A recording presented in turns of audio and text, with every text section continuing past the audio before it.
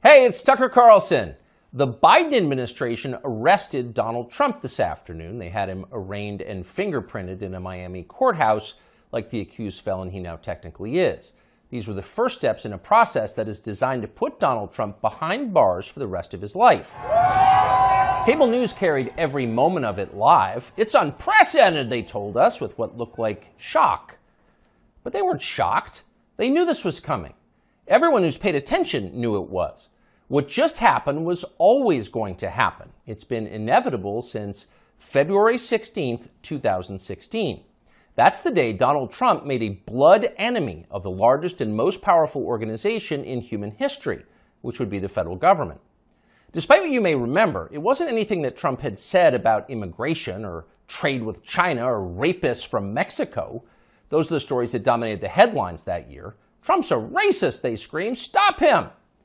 But inside Washington, that was just noise. None of it really rated. Identity politics doesn't mean much to permanent Washington. What matters, then and now, is foreign policy. The invasions and occupations and proxy wars. The decisions that determine which global populations will thrive and which will die. The policies that come with trillion-dollar price tags. The ones that, over time, have made the counties around D.C. the richest suburbs in the world. In Washington, that's what actually matters. And it's obvious when you look carefully. When there's a debate about anything else, for example, the debt ceiling, both sides take their assigned positions and they start yelling. But when Congress decides to start a war, no matter how foolish or counterproductive or obviously disconnected from America's core interests that war may be, when that happens, the leaders of both parties automatically jump behind it like circus clowns. And then they stay there, sometimes for decades. They defend that war relentlessly against all evidence until somebody finally rings the all-clear bell and they can begin to admit that actually, maybe it wasn't such a great idea. We meant well, but it just didn't work out. The good news is we've learned a lot of important lessons.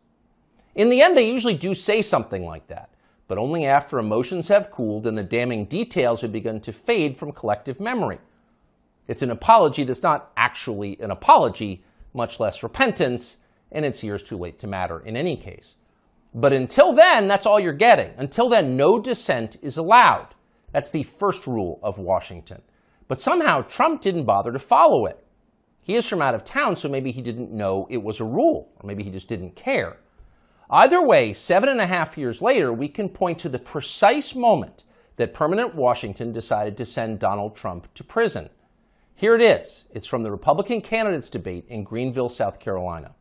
We should have never been in Iraq. We have destabilized the Middle East. They lied. Okay. They said there were weapons of mass destruction. There were none, and they knew there were none. There were no weapons of mass destruction. All right.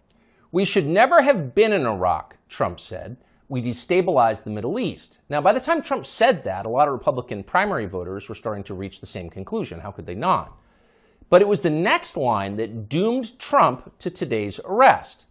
They lied, he said. There were no weapons of mass destruction, and they knew there were none. Now, when he said that, a few in the crowd booed. Most just sat there in silence, stunned. Can he say that? Well, he said it anyway. And by saying that, he sealed his fate. That was the one thing you were not allowed to say, because it implicated too many people on both sides, which on this topic is really just one side. Hillary Clinton was guilty of it, but so was Paul Ryan. All of them were guilty. They all knew, they all lied. And to a person, they hated Donald Trump for exposing them. After that, it was pretty clear that even if he did get elected president, Trump was going to have a very hard time controlling the federal government he was supposed to be in charge of. Most of permanent Washington decided that thwarting Trump was the single most important mission in their lives. Everything depended on it. Many of them said so publicly. But others didn't say so publicly. In fact, the stealthier ones took another path. They ran toward Trump, not away from him. They sucked up to him. They ingratiated themselves with the man they intuitively understood was susceptible to flattery, which Trump is. And they did this in order to subvert his new administration from the inside. There were a number of these, and you could spot them immediately. They were flatterers. Invariably, the ones who flattered Trump the most hated him the most and disagreed the most strongly with his views. You saw them in the hallways of the White House and at press conferences. They were there slobbering over their boss with elaborate self-abasement, as if they were addressing a monarch or a god. It was a scene from the Ottoman court. It was filthy and decadent, and it was false. Mike Pence, Nikki Haley, Mike Pompeo, Lindsey Graham in the Congress, they all called Trump a visionary genius up until the moment he lost power. And then they unsheathed their real agenda, as always the neocon war agenda, and they piled on with maximum force. Here's Mike Pompeo, for example, on Fox News this morning. President Trump had classified documents where he shouldn't have had them, and then when given the opportunity to return them, he chose not to do that for whatever reason. When somebody identifies that, you got to turn them in. And so that's inconsistent with protecting America's soldiers, sailors, airmen, and Marines. And if the allegations are true, some of these were pretty serious, important documents, and so that's wrong. May future historians hoping to unlock the mysteries of late Empire Washington study that clip, because it will reveal everything. That very same Mike Pompeo, the one who's sneering at Donald Trump on TV this morning, that guy served Donald Trump as both CIA director and as Secretary of State. Those are the two most powerful jobs in the federal government. And as he worked in those jobs, Pompeo promised, in fact, he swore, to support the president's agenda. Why? Because that's the way a democracy works. You vote for a candidate in the belief that his appointees will carry out the policies that you voted for. It's not about the president, it's about you, the voter. But Pompeo didn't do that. He didn't even try to do that. In fact, he undermined Trump's often stated commitment to peace and non-intervention abroad at every turn. His every waking hour was devoted to fomenting war in some faraway foreign country or other. Iran, Syria, Russia, North Korea, the list goes on. But rather than telling Trump that he disagreed with his ideas, as a man would, Pompeo toadied up to Trump, a man he despised, in the oiliest, most over-the-top way imaginable. Ask anyone who worked in that White House at the time. Who is the appointee most likely to tell Donald Trump on a daily basis that he was handsome, virile, sleek, and powerful? Mike Pompeo. That will be the consensus answer. Those of us who saw firsthand Pompeo's relentless kowtowing will never forget it. It was indelibly repulsive. No one with self-respect could do something like that. But Mike Pompeo did it effortlessly, with relish and verve. Now, this same person is telling Fox News viewers that he fears for the safety of our military, our soldiers, sailors, airmen, and Marines, in the approved phrase, because Donald Trump took some classified documents home and didn't immediately return them to the National Archives? What a lie that is. Mike Pompeo knows that's a lie. He spent his entire life in Washington. Washington is a city where internal memos about Labor Day are classified because everything is classified. Your government has classified more than 1 billion federal documents, most of them boring and pointless and a danger to no one, and locked them away in secret where you can't see them because you may be an American citizen, but not really, and therefore you don't have the necessary clearances to know what's going on. And by the way, none of this is done in order to make America safer, any more than COVID restrictions were designed to keep you healthy. No, it's a caste system. That's the point. And you're the untouchable in this hierarchy. Mike Pompeo knows that. Everybody who works in Washington knows that. How many secret documents do you think Dick Cheney took home with him while he was running the Iraq War? How many did his wife read? She never had a clearance. We'll never know the answer because there is no chance Dick Cheney will ever be investigated or his staffers will be told to wear wires in his presence. He will never be indicted for this. Of course not. Dick Cheney is a neocon. Donald Trump is not. Dick Cheney supports war with Russia. Trump does not. That's the difference. The rest is just a distraction. The prosecution of Donald Trump is transparently political. He's literally Joe Biden's main political opponent. He's polling over 60% among Republican voters right now. So Joe Biden is doing what no president has ever dared to do. He's using law enforcement to lock up his chief rival. That's happening right now. Anyone who denies it's happening is lying to you. But actually, it's worse than that. Trump's prosecution isn't just political, it's ideological. Nobody with Trump's views is allowed to have power in this country. Criticize our wars and you're disqualified. If you keep it up, we'll send you to prison. That's the message Washington is sending. Not just the Democratic Party is sending, but both parties are sending. Like so many Republicans, for example, the supposedly conservative governor of Texas, Greg Abbott, spent yesterday totally ignoring the destruction of the American justice system. Instead, he signed a highly important bill called the Crown Act, which according to the celebratory tweet Abbott sent commemorating it, will, quote, prohibit discrimination based on textures and hairstyles historically associated with race. In other words, in Texas, cornrows are now protected by law. Having unapproved views about Ukraine is not. That's fine with most elected Republicans. They find Trump tiresome and embarrassing. Their donors hate him. They will not be sad if he dies in jail. But what about voters? What are they learning from this spectacle? Well, mostly they're learning that they have no power at all because nobody cares about them. But they already knew that. Unlike so many of our elected leaders, they have been to America recently. They know what it looks like. Have you seen it? If you've got a few days this summer, find out. Take a road trip and see for yourself. Drive 500 miles in any direction and then come home. How are things looking? Well, they should look great. The federal government spent $6.5 trillion last year. That's more than any government has ever spent, ever. So at the very least, you would expect pristine public roads. Oh, no. That's not what you see when you drive around this country. There are potholes and Jersey barriers everywhere. Looks like Tegucigalpa before the Chinese decided to rebuild the infrastructure of Honduras. We don't have China buying our roads. So they're falling apart. You'd think the people you would pass on your road trip would look happy and prosperous. Again, this is a very rich country. But a lot of them don't. Quite a few appear to be strung out on drugs. You see them shuffling by shuttered storefronts in small towns. And you wonder, as you see all of this, where did all the money go? It's certainly not here. Well, it's in Washington. It's in Fairfax and Loudoun counties, and in leafy, perfectly manicured Northwest D.C. And of course, a huge chunk of it went to Ukraine, to Zelensky and his friends. Not because you voted for that. You didn't vote to give it to them. You never would. But because Joe Biden and his many allies, from Chuck Schumer to Mitch McConnell to Paul Ryan, and every single news anchor on all of television, all of them believe that Ukraine, its borders, its future, its infrastructure are all more important than the town that you live in. They sincerely think that, and it's obvious. Everyone in power thinks that, except for Donald Trump. Whatever else you say about him, Trump is the one guy with an actual shot at becoming president who dissents from Washington's long-standing pointless war agenda. And for that one fact, they're trying to take Trump out before you can vote for him. And that should upset you more than anything that's happened in American politics in your lifetime. Even if you don't plan to vote for Donald Trump, even if you would die before voting for Donald Trump, which is your right and a lot of good people feel that way, even still, the destruction of our democracy, which is the right of voters to support any candidate they want, even candidates who don't want war with Russia, the destruction of that should keep you up at night. Yes, Donald Trump is a flawed man, but his sins are minor compared to those of his persecutors. In this life, we don't get to choose our martyrs. We can only choose our principles, and America's are at stake.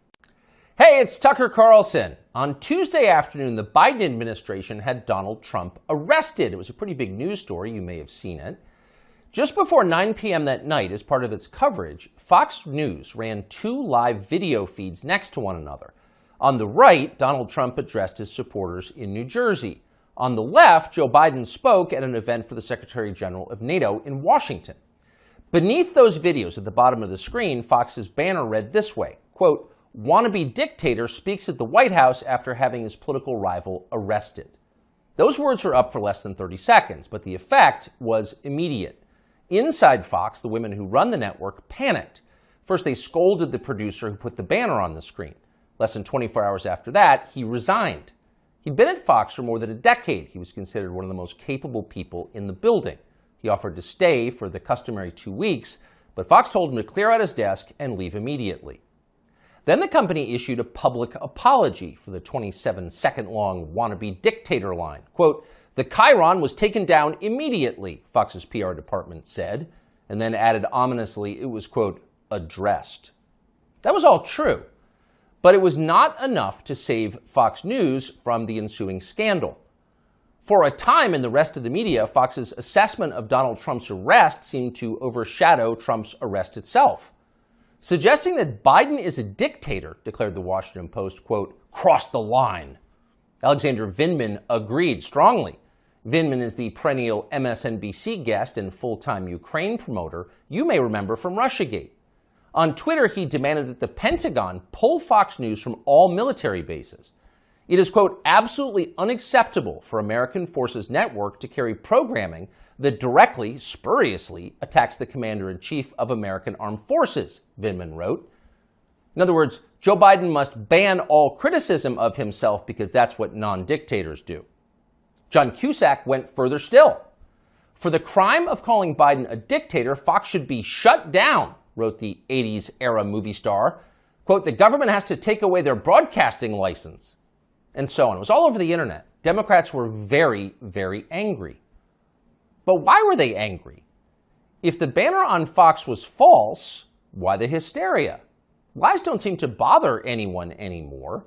If some cable news producer had called Joe Biden a genius or accused him of being secretly Sudanese, would anyone be yelling about it? Would Fox News have apologized for it? Probably not. But calling Joe Biden a wannabe dictator, that stung. So you've got to wonder, if you're being honest with yourself, is Joe Biden a wannabe dictator? That question came up yesterday at the White House briefing. Here's how it went. Last night, Fox News ran a chyron that referred to the president as a wannabe dictator, and I'm wondering if the White House has any comment on that. So look, there are probably about 787 million things that I can say about this.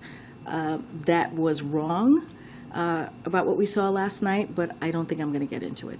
There's no comment the White House has on I think I just commented. Oh, no comment necessary. Of course Joe Biden's not a wannabe dictator. Just because he's trying to put the other candidate in prison for the rest of his life for a crime he himself committed doesn't mean he has a totalitarian impulse. Come on, that's absurd. It takes a lot more than jailing your political rivals to earn the title wannabe dictator. That's the consensus in Washington tonight. And in some ways, for once, the consensus may be right. It is not a small thing to be a wannabe dictator. It's quite a process. There are a lot of steps. First off, there is the money. The one thing that all dictators have in common is they enrich themselves and their families, their tribe, even as the countries they govern grow steadily poorer and more desperate. They take kickbacks from businesses and from other dictators. They use the official functions of their government to funnel cash to themselves. They don't bother to hide the fruits of this. They live in garish mansions with big lawns, far from the teeming cities, even as their own citizens languish in growing poverty, in some cases literally living in tents on the street. So they don't really hide it, it's all pretty blatant, and ordinary people resent it. Of course they do, and wannabe dictators know they resent it, but they don't care. There's nothing the population can do about it in a dictatorship. It's no longer possible to fight injustice in a system like that. People can't gather in large numbers to protest the rule of the dictator. If they try that, they'll be arrested by his state security services, even years after the fact. A visit from men in body armor at the breakfast table. That happens. And if citizens persist in believing they can gather in groups to protest, they may be shot to death, a bullet to the throat. And then, just to make the humiliation complete, to make the lesson gin clear to everyone else watching, their relatives can be arrested for daring to complain that their children were killed for complaining. That actually happens in some places. Ask Ashley Babbitt's mother. Here she is in handcuffs. You murdered her inside the Capitol, now you're going to arrest her? Come out of there. 101, have a transport response. Sidewalk. So don't be like Ashley Babbitt's mother, much less like poor Ashley Babbitt. She's dead now. That's the message a wannabe dictator would send. And by the way, it's not just public protest that would be banned in a dictatorship. You wouldn't be allowed to complain from your own home. Unauthorized opinions expressed on the internet would be censored. Go too far, press too deep, tell too much truth, and they'll just erase your opinions. They have no choice, really. It's a matter, as they say, of trust and safety. You must trust the leader, or else you will jeopardize his safety.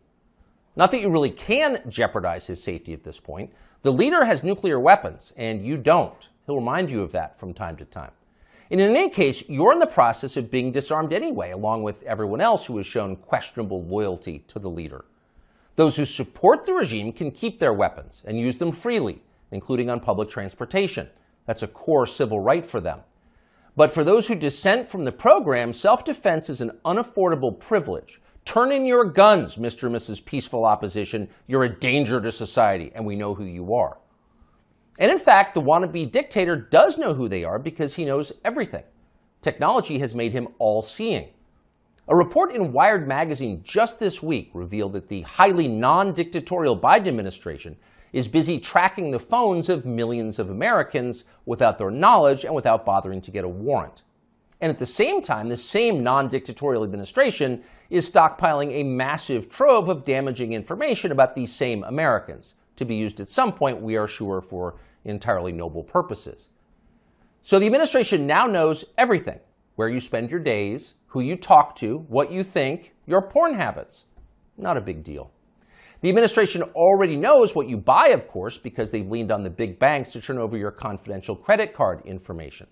Not because anyone here is a wannabe dictator, to be clear, but just because. It's nice to have that information, just in case, in the words of the Fox News PR department, a situation arises that needs to be, quote, addressed. It's all totally normal. It's not a dictatorship, okay? But in the end, the main reason you know Joe Biden is not a wannabe dictator is because he just does not fit the profile as a man. Dictators have that look. You know one when you see one. Dictators build cults of personality around themselves, and they use those cults to deny the glaringly obvious. In his later years, to name just one example, North Korean dictator Kim Il-sung developed an enormous baseball-sized tumor on the back of his neck. It was huge. It was grotesque. It was right there. You couldn't ignore it. You couldn't possibly not see it. But in North Korea, state media did ignore it. They pretended it didn't exist. And so, in some important sense, it didn't. If a tumor grows on a neck but no one acknowledges it, is it really there?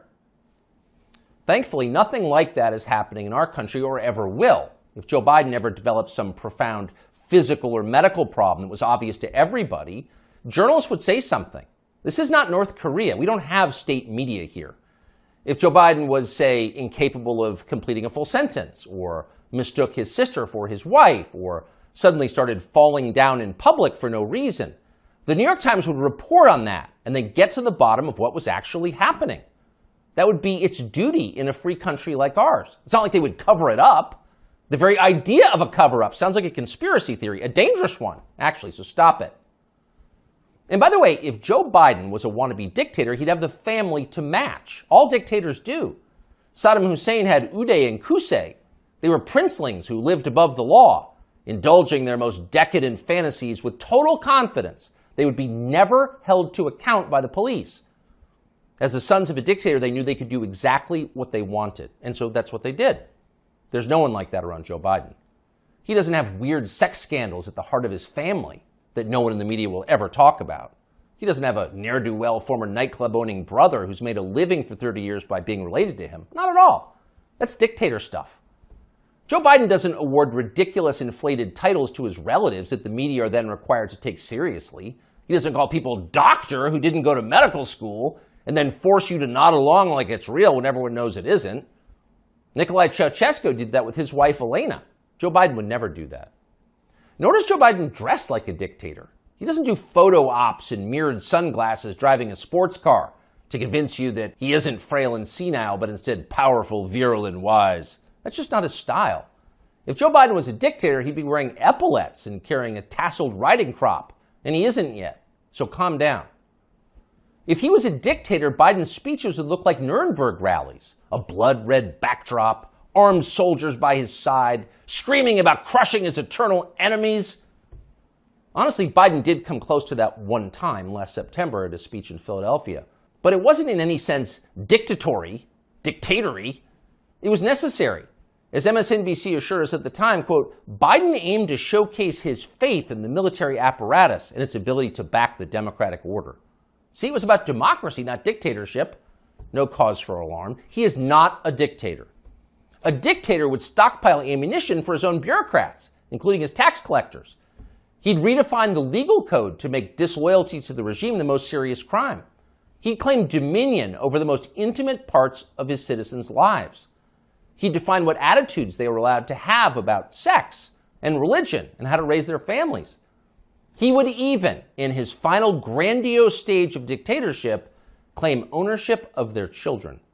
And Joe Biden wouldn't do that. And to prove he would never do that, Biden just this week released this video.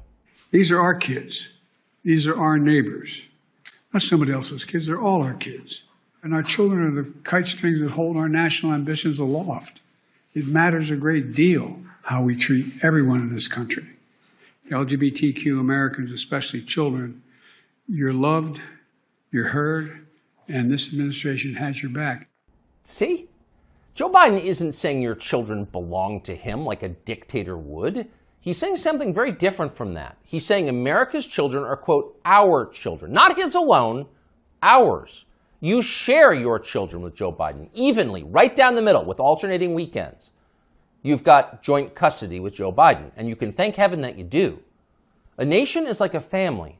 Every family has a head, a father. That's Joe Biden, our nation's father. And this, ladies and gentlemen, is now his fatherland. Just don't call it a dictatorship, or we'll have to issue a statement disavowing you.